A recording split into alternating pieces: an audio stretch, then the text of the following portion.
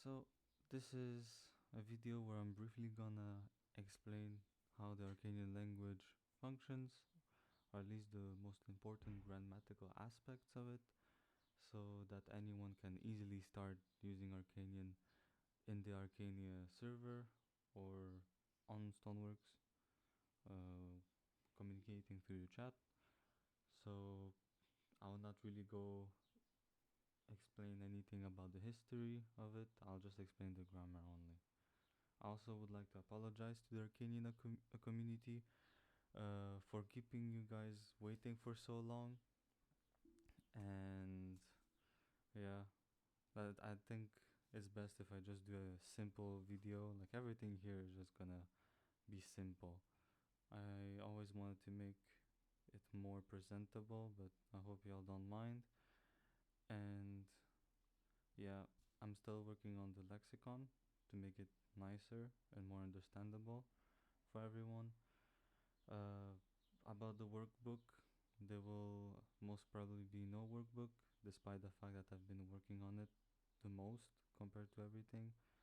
But after doing multiple changes to the grammar so that it's comprehensible, the workbook just will not be up to date, and it will take more time to change everything so that it makes sense. So instead I'll explain everything in a way right now so that you all can understand and use the knowledge I'll be providing in this video to learn how to speak Arkanian. So yeah. So the first thing that we'll learn is the different sounds and how you write these sounds in Arkanian. So there are 15 consonants.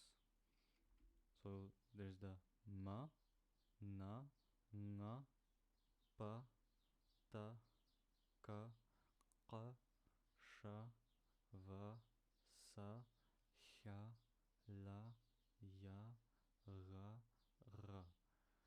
Now, I do not expect everyone to know how to make all of these sounds, especially sounds like qa or sha or ra and ra. So if you have difficulties with these sounds, instead of saying qa, you can just say ka, just like the letter K. If you don't know how to pronounce sha, you can just say la, just like the letter L. And if you don't know how to pronounce ra, you can just say ha, like the H sound. And if you don't know how to say ra, you can just say ra or ra. Any of these sounds would be an equivalent to the standard pronunciation. There are 4 vowel sounds in Arkanian. So here are 3 of them: a, u, i. And these 3 sounds have a long version of them, so a, u, i. And the 4th vowel, which is written with a double e, is actually a short vowel, and it does the sound, So if in case you don't know how to say you can just say e, but I'm sure for English speakers shouldn't be too hard to pronounce compared to, let's say, the other consonants that I've mentioned. Some basic phrases that you can use at any time that are very easy to remember for Arkanian is Asuuk, which means hello, Inuch, which means goodbye, Mak means yes, Tuk means no, Kushanwap means thank you. Now if you don't know how to say the K sound, you can just say Kushanwap. It's perfectly fine. And if you don't know how to say the Sh sound in goodbye, you can just say Inul. It works perfectly fine. If you want to apologize, you can say Nangvira. It can also be used as like excuse me, or an actual proper apology because you did something bad. It can be anything. It's just a general apology word. And a random question, in case you're lost in Arkania and you need to find your way about, you can say Askut Kuvushi. If you cannot pronounce the K sound, again, you can just say Askut Kuvushi. It means where is the city center. Now, Now, the word order in Arkanian is VSO. Now, what does that mean? So, in English, the word order is SVO, subject, verb, object. Subject is I, you, he, she, it, whatever. Verb, well, I'm sure everyone knows what a verb is: to eat, to do, to make, and all of that. And an object is whatever follows the verb usually. So, I eat an apple. So, SVO. Subject, I eat, verb, an apple, object. In Arkanian, it is VSO. So, this means that in Arkanian, instead of saying I eat an apple, you would say eat I an apple. So, yeah. It might seem unfamiliar to many, such a word order, but I'm sure most of you will not struggle too much with it, because in Arkanian, I will explain further in one of the chapters, you can ignore the subject, in the sense the verb already indicates who's the subject because of conjugation. So often you can drop the subject, and it might make things easier, because then you essentially have a SVO system again. So just imagine, if you remove the subject in Arcanian, instead of saying eat I an apple, you're literally just saying eat an apple. You just remove I. So yeah. So I guess that's an advantage for Anglophones, if you're in case struggling with the VSO system. Now, plurals in Arcanian are expressed by adding a suffix an. So, for example, the word for birth is sur, and so if you want to say births, you will say suran by adding the an suffix to it. Va means house, and so you want to say houses, you say vaan. Yes, it looks kind of funny, but that's how the grammar makes it look like. Technically, in pronunciation, it's just va, but with an n added. You don't really pronounce the other a sound that's attached, so it's just a long a. That's it. Mook means cow. Mukan means cows. Now, here's the thing that I put the most effort in trying to explain so that everyone understands, and that is grammatical cases, because grammatical cases are the most important aspect of Arkanian. It makes a lot of the communication much easier, but if you lack the ability to use the grammatical cases properly, you can end up being misunderstood. But trust me, I'll guide you through it. It will be perfectly fine. You will not struggle with it. I'll make an example of simple sentences, and when you're starting out trying to roleplay with Arkanian, just make simple sentences. If in case in the lexicon there's a word you cannot find, try to find an alternative word for it too. Once I will share it in the description and on the Discord eventually when I'll share it. Try to really use simple words and simple word order. So, and then you will understand how the grammatical cases will function in a sentence. So the first grammatical case is the nominative, which is the default case. It's the case that's by default. It's every word is nominative by default. So, for example, in a sentence, you can say tuvmuk, which means this cow.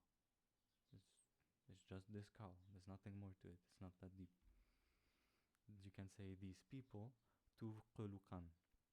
Here, as you can see, there's the ending an that is added, because quluk just means like a person or a specific group of people. So if you say qulukan, you're saying persons or people, or I guess peoples, but that's not really grammatically correct in English, I guess.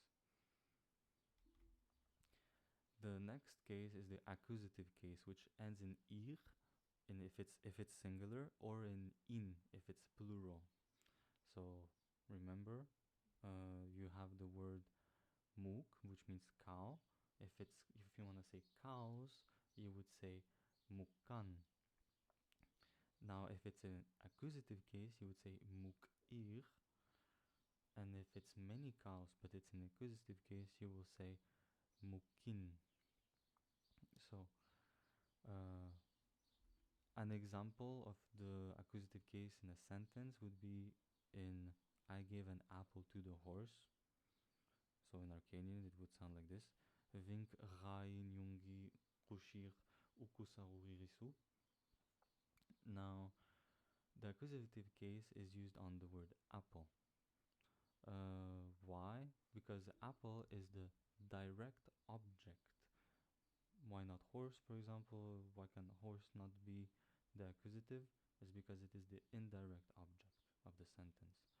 Now, what does that all mean? Essentially, a verb has an action that acts itself onto an object. So, if you, let's say, ask the question, you gave what? And you can respond, I gave an apple. Apple will be the direct object of the sentence. Now, this does not mean that every word that appears after a verb is a direct object, but the general rule is this.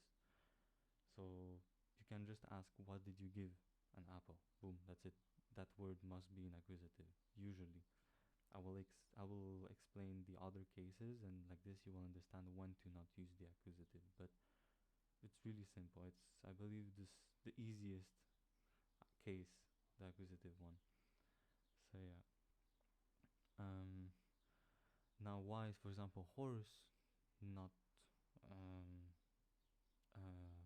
an accusative case? Because you could say, well, you gave an apple to what? And you'd be like, what? You ask the question, what or who? It must be direct object too. But here's the thing: if you listen to what you just asked, you said to what, to who, and that's when you know you have to use the dative case. If the question is who what, it is accusative. If the question is to who to what, or for who for what, it is in dative. Another example is I have a cat. So in Arkanian it would be Tali nyungi kisitir. So cat is an accusative because cat is the direct object of the sentence. So yeah. The next grammatical case is the dative, which ends in su if it's singular or sun if it's plural. An example would be he brought us some bread. Qut miniruk qauna yis quvanam miltir. So literally the sentence would translate word for word to bought he us some bread. So you can ask the question, he not bought, brought. He brought us what? Bread, because it doesn't really make sense to say he. You can ask he brought what? Bread. He didn't brought us. He brought bread. And so that's what I mean by try to make your sentences simple, like easy. If you start to struggle because your word order is altered, it's too complex to then translate for you in Arkanian, just instead of writing he brought us some bread, write he brought some bread to us, or to me, to you, whatever, you know. And like this it might make it easier for you to understand, okay, bread is accusative and us is in dative, because us is the indirect object of the sentence. Yis is the dative form of yor, which means we exclusive. I will explain in the following chapters what does we inclusive and we exclusive mean. Another example is she wants the warrior to leave. Tangnu uka pushisu saskat. Now, same logic again. The exception is that here the word to leave, it's if it was a noun, it would be treated like it would be in its accusative form, but it's not a noun, it's a verb, so instead it's in the conjunctive form. So yeah, logic is the same. She wants what? To leave. She wants to. Who does she wants to leave? She wants to leave who? Or what? Like you would say the warrior, and it would like it just works like the previous example. Ask yourself these questions. For accusative, what? Who? For dative, to who? For who? To what? For what? The next case is the genitive case, written ai in singular or ayin in plural. The genitive case is used to show possession, so my, yours, his, hers, theirs, or the apostrophe s, like friends, brothers. That is the genitive case essentially. So my mother walks home, you will say Ivali nyungyi pamtuk varan.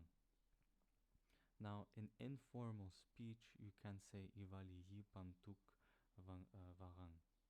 Why yi instead of nyungyi? Well, first of all, nyungyi is the genitive form of nyungi. Um, the reason why yi is just understandable from the context that the mother belongs to me. So ye, it can be used instead of any possessive pronouns. Instead of saying your, his, whatever, you can just say ye. But only if it's understandable from the context, and it's only used in informal speech, never informal. So yeah, never in space formal. So yeah, there's also another color that appeared here, which is purple for home. I will explain in the next chapter what this means. So yeah, another example would be the dog of my neighbor's friend is missing. Nvalisi nyungi napagai tatamai arui. So literally, the sentence would translate itself to is missing or is lost, and the is lost, the verb is connected to the word dog. So we could remove the of my friend's of my neighbor's friend, and you would just have the dog is missing. What is missing? The dog. You know, like it's the verb exists with the subject, like it's conjugated thanks to the subject dog. Now, there is a preposition in Arkanian, of, but usually it will just never be used. There's just no point in using it because of the grammatical case. So whenever you see of, treat it the exact same as if it's an apostrophe s. You can say the you can say and well, the dog of my neighbor, but you can just say the neighbor's dog. So now here, of course, it's more specific. It's my neighbor's friend's dog. So yeah. So try to, if you struggle with the of, just change it to an apostrophe s to make it easier. And so the word order for possessee and possessor in Arkanian is the possessor appears first and then the possessee. So who possesses the neighbor? It is me, so my neighbor. Who possesses the friend? It is the neighbor, so neighbor then friend. And who possesses the dog? The friend, so friend appears first and then dog. So word for word, is missing my neighbor's friend's dog. Voilà. Very simple, I would argue. So yeah. The next case is the instrumental case, ending in t or tin if it's in plural. Now, the instrumental case is used for expressing a manner of how something is done. So, an example here is we write with our pencils.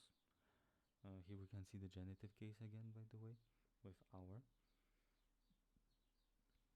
So, pisnut mrit mrai daka in informal Arkanian, in informal speech, you can say Pisnut mritai da kamtin.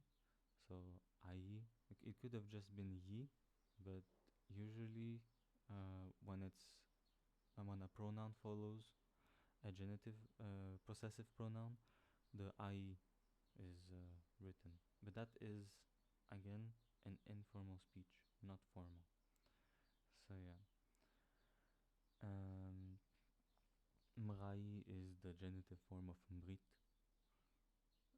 And so the instrumental here, you can see there's no preposition with, because there's no point of writing the preposition with. It's understandable thanks to the ending tin, that it's with the pencils, because the instrumental case indicates manner. How do you do things? So yeah, it's how or with what, with who. So if instead of pencils it was friends, it would have been the exact same ending. It's just instead of dakam, it would be tatam. Tatam means friend. So tatam tin. But that would be weird if you say we write with our. No, actually, it's fine, because it doesn't necessarily have to show you manipulating something. You don't have to manipulate your friends to write something. At least I hope so. And instead, you can. The instrumental is used if you're accompanied with someone, if it's a person, obviously. From the context, it will be understood what do you mean. Another example is they are going with the drilling. So, Ivalish vul uyrunti. So it's understandable that you're not using the drilly. You can do whatever you want with the drilly, but you're going with him. You're not using him to go with. Meanwhile, the first sentence, you're using pencils to write. The allative case is one of the cases I want to talk about that you saw before in purple. It ends in rang or ram if it's plural, and it essentially just shows a movement towards something. So you two ride to work. We mogen nok vooruit. So it just indicates a movement. So, for example, the preposition to, you don't write it. It's just the allative case.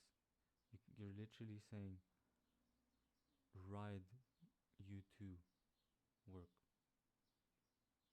And because of the grammatical ending of it's understandable that it's a movement towards something. So yeah, it can be a movement from an outdoor space into an enclosed space, or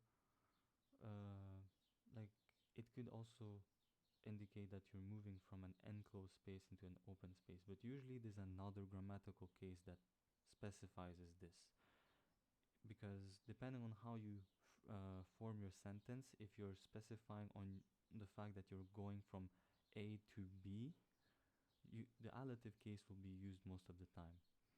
But if you want to specify that you're leaving from A to B, another grammatical case will be used. Here's another example. You all swim in the river. So here in the sense, you swim in the river, it will be understood as you're not in the river yet, but you're going from a point A to point B, and B is the river. You will be going into the river essentially. The next case is the locative case, which indicates a position where you are currently at or on, which ends in rak or ran in plural. So it is at the Arkstag. So pisarisitat tiusmurak. Now tiusmur just means parliament. I could have written Arkstag and would have been fine. That's just the choice I did. Tiusmur just means parliament. So literally, is it Arkstag? So the ending shows that it's a position. I will talk more in detail on if it's a more specific position. But if you want to say that you're on something or at somewhere or something, you will use the locative case, and it will be understood by everyone that you're you're saying that you're at the arc stack. So yeah, from context, of course. And another example is you are at home, pisarit rit varak. So yeah, again, really straightforward. The ablative case is the case I was explaining before, so it ends in tan or tanan in plural, where you're specifying that you're leaving place A to go to B. So an example is I'm going out of the house, ivali nyungi vatan. So yeah, you're leaving the house essentially. You could have said I'm leaving the house, and you would use the ablative because you're expressing a movement from an enclosed space to an open space, or you're not saying that you're moving from A to B. You're leaving A, and then you'll be going to B. So the ablative case will be used instead of the allative case. So yeah, but if you're saying I'm going outside, you would use the allative case instead, because you're going towards something. Another example is you leaped out the window. Vink kunut lit kashimtan. The next case is the prosecutive case, ending in put or puan in plural. Now, this case indicates a movement through something or someone. So, I went through their forest. Again, we have the genitive case that appears here. You would say, Vink ivali nyungi vui ruksput. So, it's a movement through something. So, I'm going through a crowd. I'm going through the forest. I'm going through something hard that's bothering me. You would use the prosecutive case. Vui is the genitive form of vul, which means they. Another example is we are on the corpses. Yes, very morbid example. Pisarim yor paksupuan. Now, the prosecutive case can also be used not just if you're going through a movement that involves you going through something. It's be it material or non-material. It could be imaginary. It also is used to indicate that you are positioned onto something that is temporary. So the locative case is used to say you're at the arc stack. You're there, you're inside of it. Maybe you're on top of it. Who knows? You can always be more specific if you're on top of it with a preposition. And meanwhile, with the prosecutive, you wouldn't use it to say that you're at the arc stack. You would say on something that would not last. A building will always last. So yeah, but for example, you're laying on a pile of leaf. You would use the prosecutive. It's anything that degrades or that will eventually disappear would use the prosecutive case, with one exception, which is the word when you're saying that you're laying on the bed, you would use the prosecutive case. So yeah, if you're on the bed, you use the prosecutive case, not the locative one. Locative one is really like a geographical position in a way, compared to the prosecutive case. The last grammatical case is the equative case, and again, rung or run. Now, the equative case is somewhat falling out of use when it comes to an example like this. Look, Arkanians, warriors. Vivak arganarun shukarun. Now, the equative case is a case that shows something that has the qualities of. So, Arkanians, if we remove the ending rum, would be argana or arganai, because no, arganai means Arkanian language. My bad, argana. So why does argana not mean Arkanians? Because it just means Arkania, the country. But who has the qualities of the country? The people of Arkania. That's the logic of the equative case. To make it even more, I guess, complex, to explain in case you did not understand, the equative case is as if you're saying the people like the country of Arkania or the people of Arkania. But with of, you could say that you'd use the ablative case because you're leaving or it's of something. But here it's really to show that it has a similar quality. For example, warriors, shuka just means war. So something that is like war is a warrior. But it is falling out of use as adjectives are slowly replacing the equative case in this context. In a context that you cannot replace the equative case would be this. We are like family. Pisarit mrit susmanrung. You cannot say we are familial. It would not. You will not. Uh, you will not provide the same meaning. You will not be able to transmit the same meaning. It will just not work. So in this case, the equative case is holding strong. So any time you want to say like something, like this, you would use the equative case. So yeah, literally, are we family? Family like. Now prepositions. Prepositions are somewhat obsolete depending on what you want to say. If you want to say you're going home, but you are writing I'm going into the house or I'm going into home, or like it just doesn't, you don't need to. There's no point. It's the same meaning. You're just repeating yourself because in Arkanian, essentially what you'd be saying is literally going home. That is the correct way.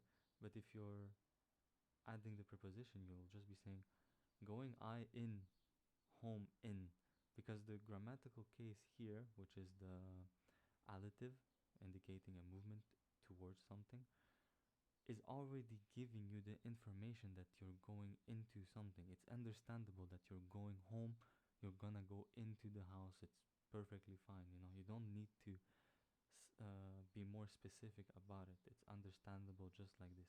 You can write it, but it would feel very unnatural.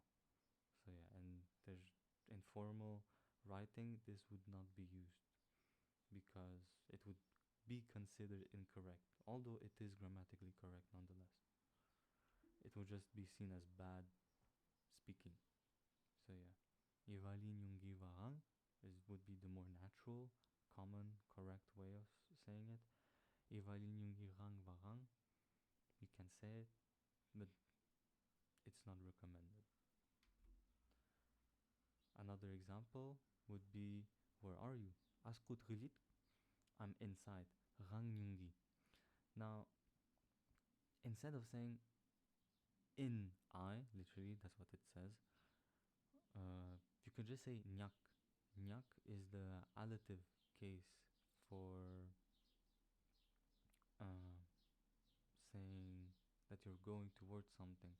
So, usually in this context, it would be understandable that you're saying that you're inside something. So, yeah, otherwise, you would use the ablative case to say that you're outside something because it usually involves a movement out of one place, while the additive in to one place or area does not necessarily mean it has to be enclosed, but from that it would be understandable. It also is somewhat grammatically wrong to say rangngi. Instead, you should say rangnyak. But you're essentially just again saying in. Just say I'm in, like I'm inside. So just say nyak. It's just better this way. It would be less confusing for most people. So yeah. Again, it wouldn't be dramatic if you say rangyungi. Just try to avoid it. Like this, you get more familiar with the grammatical cases. Another example of prepositions is, for example, I bought flowers for you. Now, you can use the preposition once again, but you don't have to. Pimin yungi aikin relich is the same as pimin yungi aikin Instead of yir, you could also say u. There are two words for four. There just is. So yeah, it's understandable that your that you bought flowers for that person, you know. There's no need to specify again. You're essentially be saying for you for. There's no point in that. Just say you for. Like the grammatical form of you is enough to provide that information. Now, if that confuses you, you can say I bought you flowers, and instead you will be using the dative case, because then you'd ask yourself, okay, I bought what? Flowers. I bought flowers to who? To you. Direct object and then indirect object. So yeah, if in case that is easier for you, you can do it this way. So yeah, pimi nyungi aikin release, which is a perfectly valid way of saying I bought flowers for you. So yeah, but the literal translation then in Arkanian would be pimi nyungi aikin relir, of I bought flowers for you. That is literal translation. So yeah, so again, try to use prepositions as less as possible, because it's understandable in this context that this is for someone. Now, what if you want to say I am under the bridge? Now, I don't know what you'd be doing under the bridge, but let's say you are under the bridge. I'm not gonna question your life decisions. Saying pisarira nyungi iki punrak is not the same as pisarira nyungi punrak. Why? Because the locative case assumes, like when somebody uses the locative case. When someone uses the locative case, the listener assumes that you're saying at or on a certain location by default. But you're not on the bridge, you're not at the bridge. Maybe you're near it somewhere in general there, but that would be too vague. So people by default just assume you're on or at. But if you want to make sure that everybody understands you, you will use the preposition here to say that you're under. So pisarin yungi iki pungrak means I am under the bridge. Pisarira yungi pungrak means I'm on the bridge. So most of the prepositions will not be used, but when it's important to provide clear information, for example in this case, use the prepositions. But you don't need to, if you're on the bridge, there's no point on specifying that you're on it or at, and there's no preposition for at either way in Arkanian, so you wouldn't be even able to express that with a preposition. Personal pronouns. Now you have already encountered some of them, not all of them, but every single personal pronoun has a unique form depending on the grammatical case. So the nominative, which is the default case of I, would be nyungi. If I want to say my or mine, I would say nyungi, genitive of I. So yeah. Now, something about personal pronouns in Arkanian, you can ignore personal pronouns. Now, what do I mean by ignore them? If it's not to show a specific, something specific, if the pronoun is a nominative, you can just remove it from the sentence. Why? Because it's understandable from the verb, because of how a verb is conjugated. The ending of the verb indicates who is speaking or who is doing what. So instead of saying eat I an apple, I can just say eat an apple, because the verb eat will already be enough for everyone listening to understand that, okay, it's I, it's not he or she or whatsoever. So yeah. Adjectives. Now, adjectives always come after the noun. So if you want to say a big tree, you will literally say in Arkanian, tree big. Ulin means tree, urira means big. So ulin urira means big tree. Literally tree big. And another thing about Arkanian is adjectives are glued to the noun. So they'll just stack one after the other, the adjectives, to the noun and only after the noun, not before. You cannot say urira ulin. You can only say ulin urira. If you want to say a small cat, you will say kisitsukik. If you want to say a red apple, you say kush aput. So yeah. Now, if you want to say I don't know, a big tree and a big apple, you can't just say, you can say literally tree big and apple big, but you can also say tree and then you just write a dash and then you say and then you write apple big, and the readers will understand that what you mean is that the tree is also big. It's just to not rewrite everything.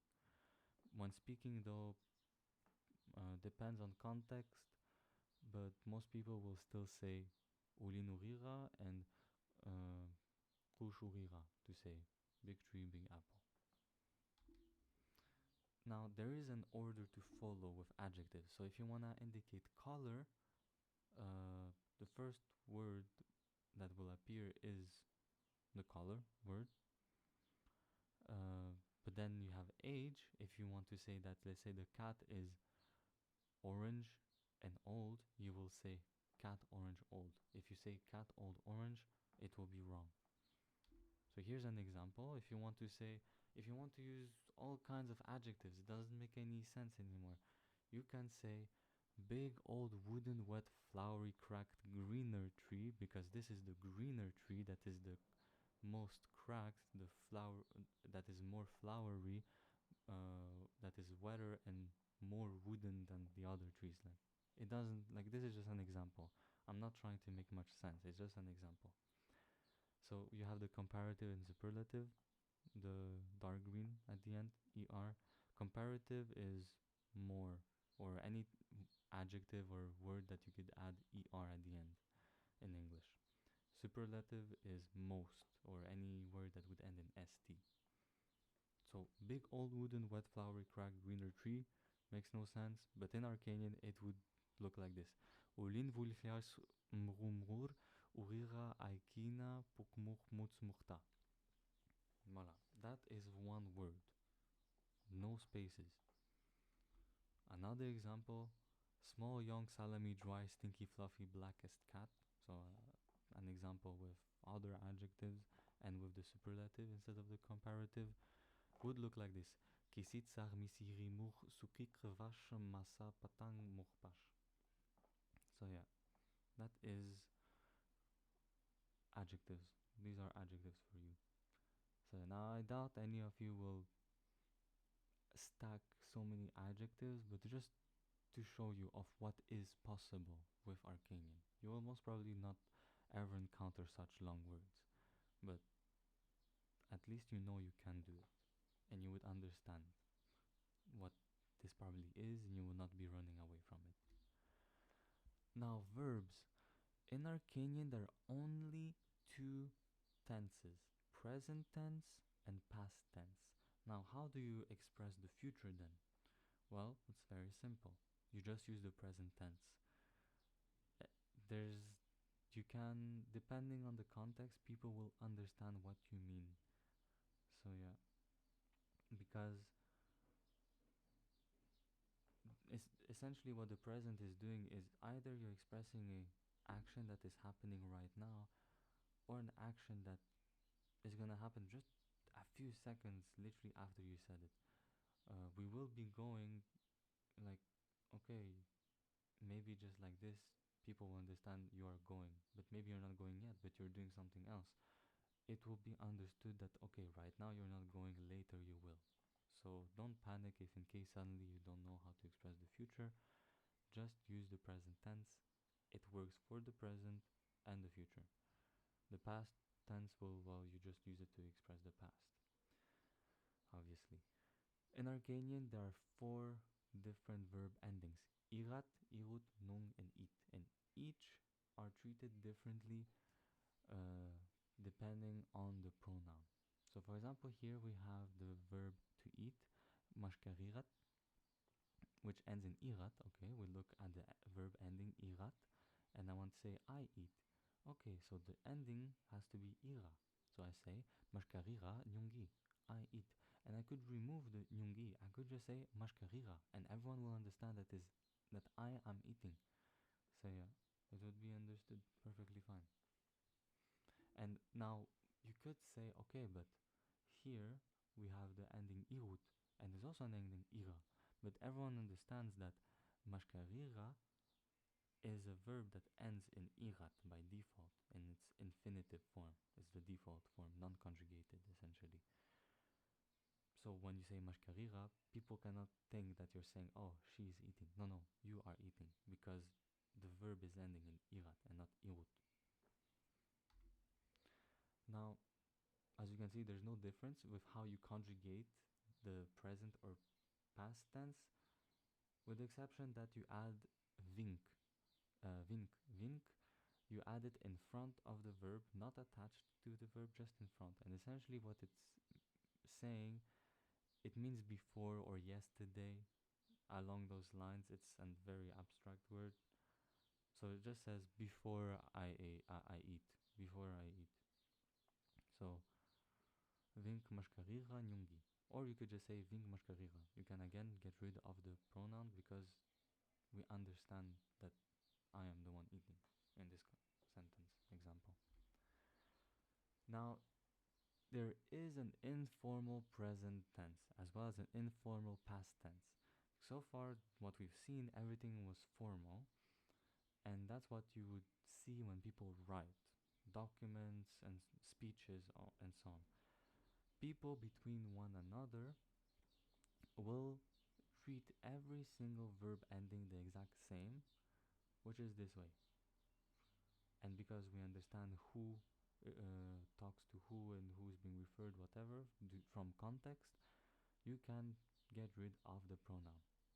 So in informal Arkanian, in the present tense, if I want to say I eat, you can say mashkarir. Or if you really want to use the pronoun, you can say mashkarir nyungi.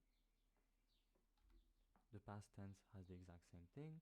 Instead of adding vink, you add e. It means the same thing as vink. It's just used in informal speech and informal speech only. E mashkarir nyungi. I ate. I wrote I eat, but that's wrong. It's I ate. So yeah. Now there's the subjunctive. So remember there was that verb, I believe it was saskat, to leave. So whenever you have essentially a verb that is used like a noun in the sentence, you will turn it into the subjunctive. So if you want to say I want to eat, you will say tangnu nyungi mashkarim. So yeah, so I want is conjugated, and mashkarim is in the subjunctive form because it's the accusative, let's say, of the verb. If you want to see it that way, it doesn't have to. It just maybe if you struggle to understand, see it as being the accusative, but verb version, essentially. So depending on the verb ending, the ending will differ, and no, there's no different informal version for it.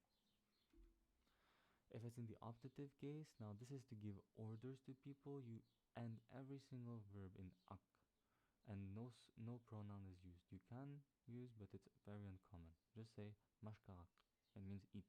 It's an order. You do it now. So yeah. Negation. So if you want to say that you do not eat, you add a suffix usur. So every verb ending will remain the same. If it's in the past, you add still the vink word in the front of the verb to say it's in the past. If you want to say I did not eat, if that's what you want to say. But if you want to say I do not eat, you can just say mashkarira usur. And usur is the negation to say not. So literally you'd be saying eat not. Or if you say vink mashkarira usur, ate not. So yeah. Adverbs. Now adverbs will go after the verb. And here's an example. I eat loudly. Mashkarira moina nyungi. Another example. I eat very loudly.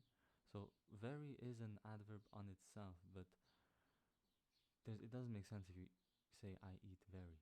Mm, You usually always say very with another adverb. So it's treated as a suffix. Ukish. So you want to say I eat very loudly, you say mashkarira moina ukish nyungi. Now, what if you want to say I eat louder or I eat the loudest? Now, this is not a an adverb anymore. It's an adjective in the comparative and in the superlative form. You could also say I eat loud. But often an Arkanian phenomenon, I guess, what happens is that the adjective is treated like an adverb in the sentence structure. So instead of saying mashkarira nyungi mumuhta, you say mashkarira mumuhta nyungi. So yeah, that's the order. Mashkarira mumuhpash nyungi, and not mashkarira nyungi mumuhpash. Sample text, so just random text examples of conversations. So, hello, where's the ice highway? Asuuk, askut parungyo. So here it's in the nominative case. So yeah, because when you ask questions, the words will not change their case. They will remain nominative. I think there is an exception with maybe one question word, but whenever you ask where, what, who, how, usually you will not change the case of the word. So it remains in nominative. Hello, the ice highway is over there, near the city center.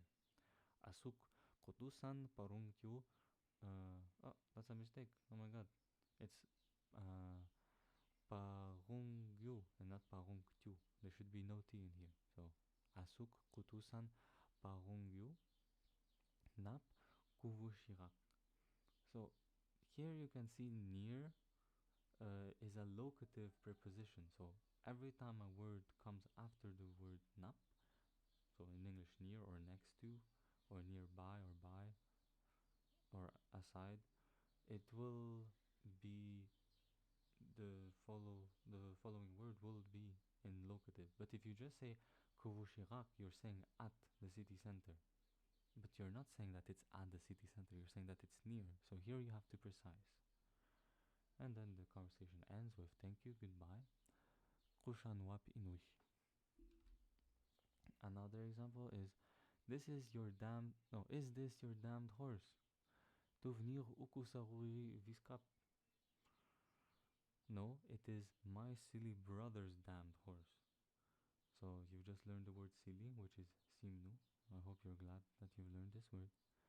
Tuk tuvnyungi hua simnu ai ukusaruri viskap. So yeah. Here you can see nominative case mainly because there's no what or who or to who or to what in this sentence, because there's no the verb to be. Not every verb somewhat has a case attached to it. So to be the word that follows the verb to be will always be nominative. To have, it will always be accusative. To leave, it will always be ablative. So in the lexicon, it specifies as what kind of case, if there's a need of a case that to change for the word that follows the verb. So yeah, as you can see here, everything is in nominative, with the exception of the pronouns, which are in genitive, and brothers, because something belongs to the brother, so you have to use the genitive case in this scenario. Another example is it will rain tomorrow. Vangunyu napmung. Now here again, you can see that I did not say it. I could have said Vangunui tat, but I did not, because we know that it's it. Okay, it will rain. It's you don't need to specify it. There's no need to use the pronoun. And essentially, what you're saying, because there's no future tense, you're saying it rains.